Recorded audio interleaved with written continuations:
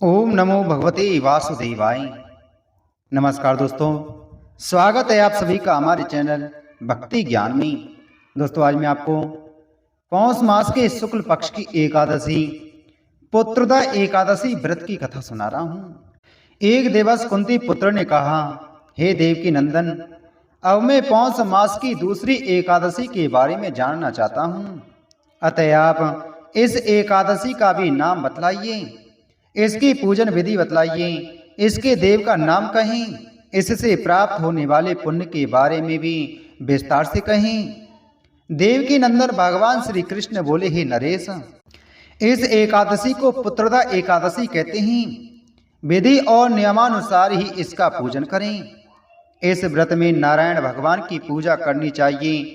विश्व में पुत्रदा एकादशी से बढ़कर अन्य कोई उपवास नहीं है। इससे प्राप्त पुण्य से प्राणी धनवान होता है, तपस्वी बनता है और विद्वान बनता है। इसकी भी एक प्राचीन कथा है, वह एकाग्रचित होकर सुनो। भद्रावती नगरी में सुकेतु मान नामक राजा का राज्य था। उसके कोई संतान नहीं थी। उसकी पत्नी का नाम सैव्या था। वह भी संतान न होने से दुखी और चिंताग्रस्त रहती थी।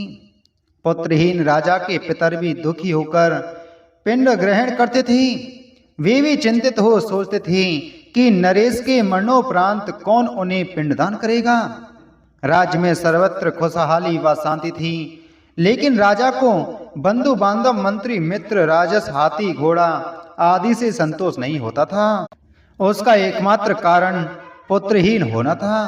वह भी सोचता था कि उसके मरणोपरांत कौन उसके लिए पिंडदान करेगा।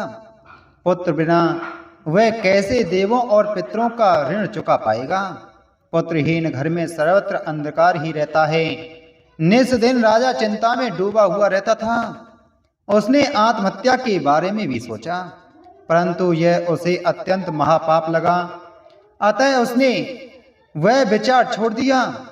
इस प्रकार अति दुखी हो एक दिन वह चुपचाप वन को चल दिया। राजा घोड़े पर सवार हो वन वन घूमने लगा। वहां उसने अनेक प्रकार के वृक्ष देखे, पक्षियों और पशुओं को देखा। सुअर, सर्प, बंदर, बाघ, मृग, सिंह आदि को विचरते हुए देखा। हाथी और हथनी और उसके बच्चों को घूमते देखा। सियार कर्कश वाणी में बोल रहे थे, कहीं मोर बोल रहे थे, कहीं और पक्षी बोल रहे थे। वन के दृश्यों का अवलोकन करते हुए उसे दोपहर हो गई। अब राजा भूख प्यास से बेचैन हो सोचने लगा कि उसने अनेक प्रकार के पुण्य किए हैं, परंतु फिर भी वह दुखी है। प्यास से बेचैन हो वह जंगल में आगे चल दिया। कुछ ही दूर चलने पर उसे एक सरोवर दिखलाई पड़ा। वह कमल दल से भरपूर था। उसमें हंस, सारस, मगर, मच्छ आदि जीव क्रीड़ा कर रहे थे। सरोवर के चारों ओर आश्रम बने हुए थे। तभी राजा के शरीर का दायां अंग फड़कने लगा। राजा ने घोड़े से उतरकर सरोवर के किनारे बैठे हुए ऋषियों का चरण स्पर्श कर प्रणाम किया और उनके करीब ही बैठ गया। वहां बैठे ऋषि राज ने कहा, हे नरेश, मैं अति प्रसन्न हूँ। तुम्हारे यहाँ आने का क्या प्रयोजन है, वह हमें बतलाइए। इस पर राजा ने पूछा, हे मुनीश्वरों, आप कौन हैं और किस लिए यहाँ पधारे हैं?